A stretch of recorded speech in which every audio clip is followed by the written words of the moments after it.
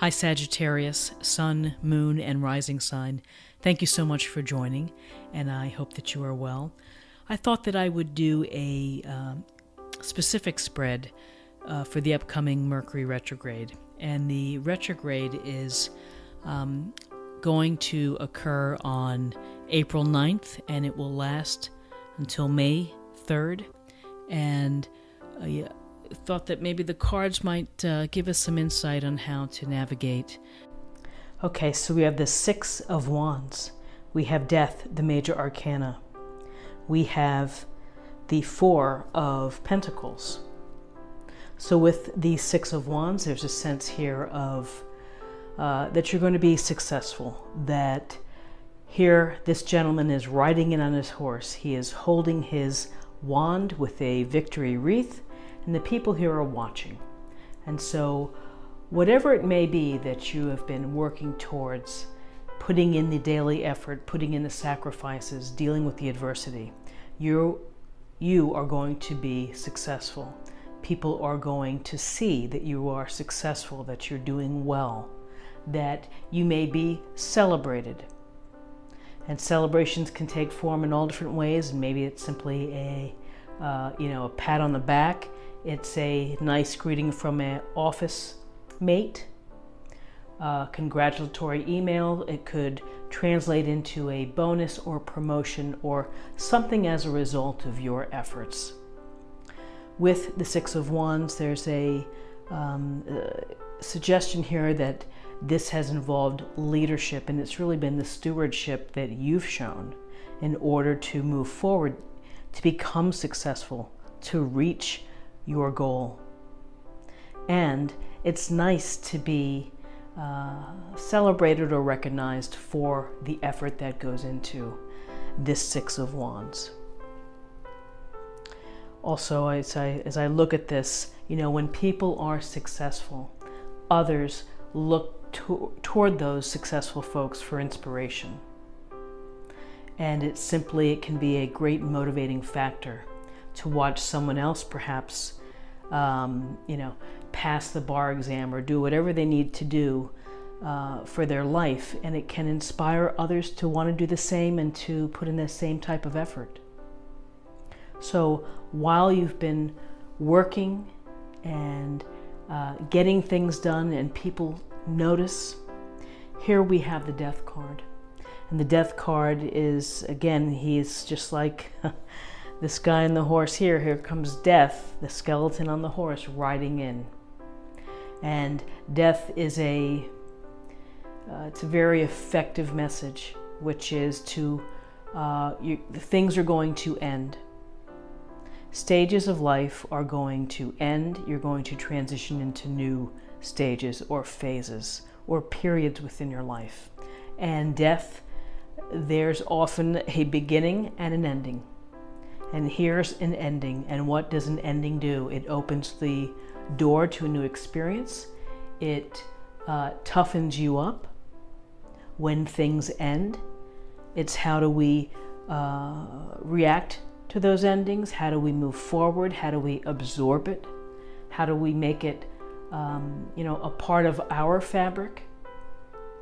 So death has this, it's just very clear, because it's something has to be let go, or you just have to let it end. You have to let it die. And from that, you're able to grow or develop or build something different and something new that is going to move you along in the cycle of life. Seasons change.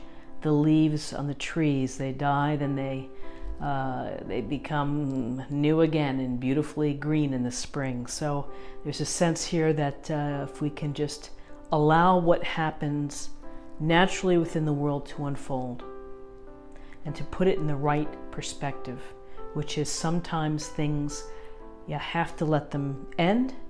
You have to bury them, so to speak, so that you can move on and so that you can create the new part of your life, so that you can allow it to unfold and to carry you through.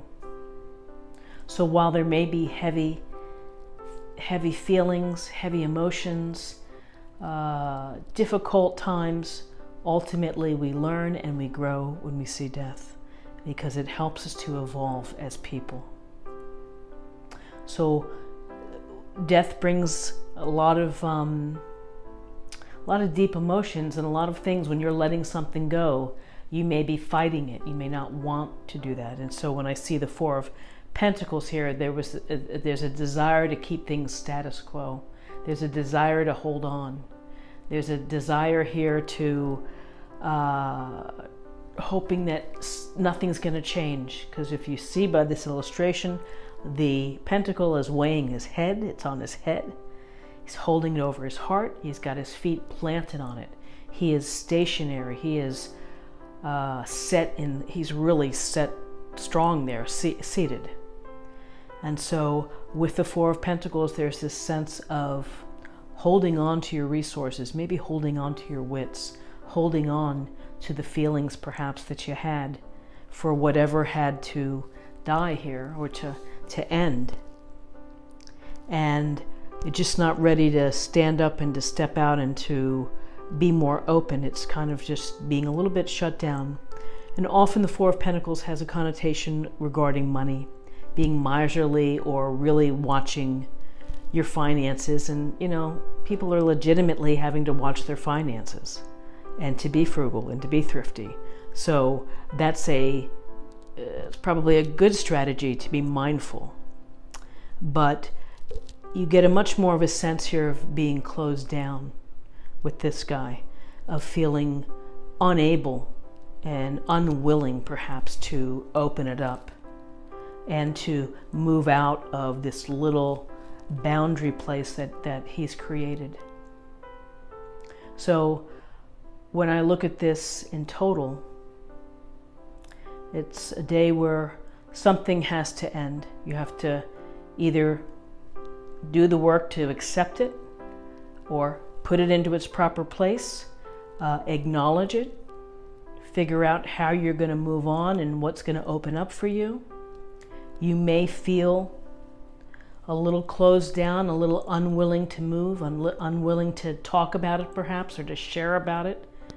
You just may feel that you're not in a position, or you're not ready to open up those arms and to let the world come at you, that you just perhaps need some more time.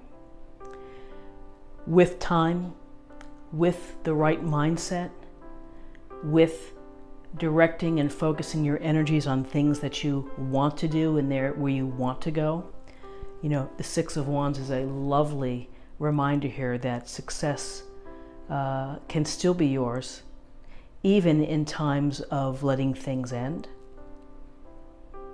And certainly maybe a consequence of, or a direct relationship between something ending and then the success.